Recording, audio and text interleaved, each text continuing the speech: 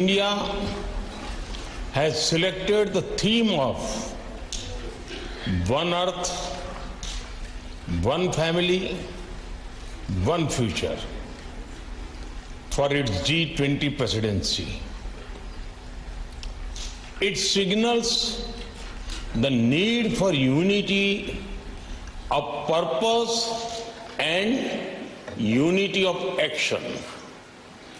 I hope that your meeting today will reflect the spirit of coming together for achieving common and concrete objectives. Excellencies, we must all acknowledge that multilateralism is in crisis today.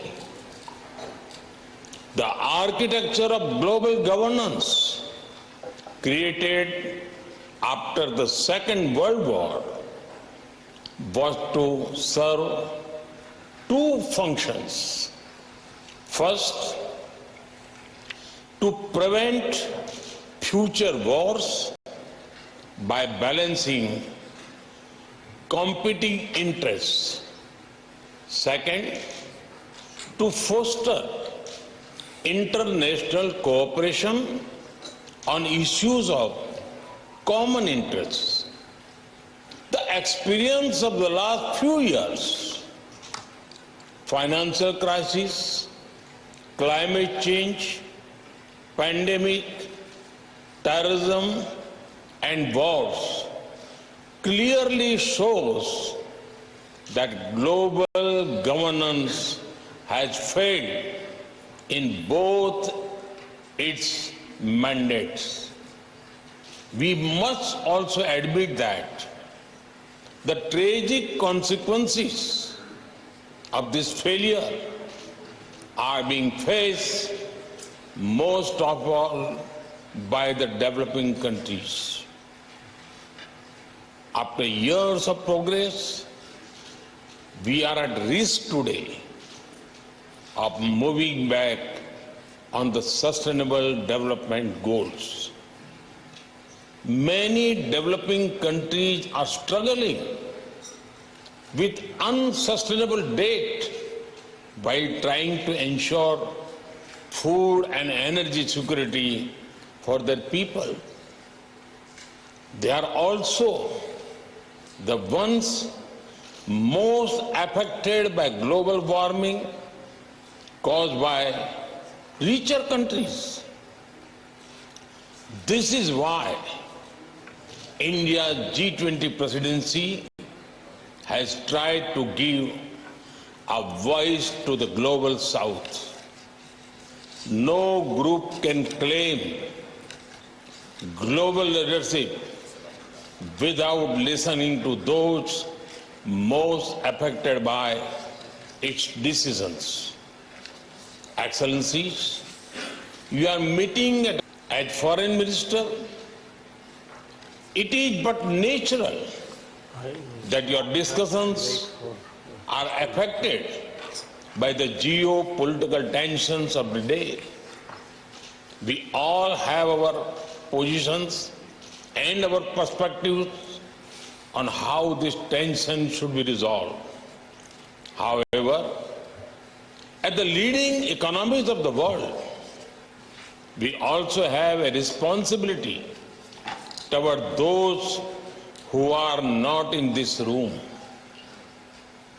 The world looks upon the G20 to ease the challenges of growth, development, economic resilience, disaster resilience, financial stability, transnational crime, corruption, terrorism, and food and energy security.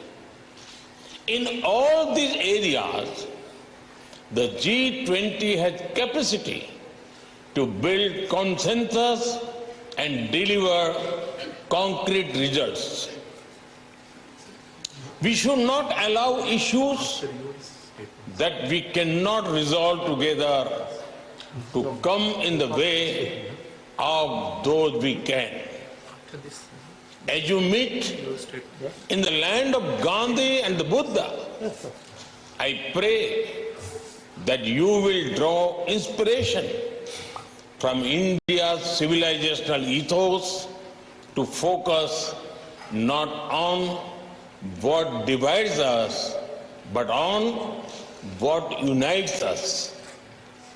Excellencies, in recent times, we have seen the most disastrous pandemic of a century.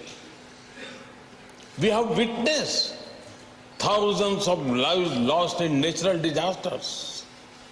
We have seen global supply chains break down during times of stress. We have seen stable economies suddenly overwhelmed by debt and financial crisis. These experiences clearly show the need for resilience in our societies, in our economies, in our healthcare systems, and in our infrastructure. The G20 has a critical role to play in finding the right balance between growth and efficiency on one hand and resilience on the other.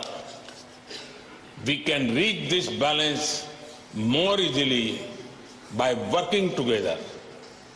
That is why your meeting is important. I have full trust in your collective wisdom and ability.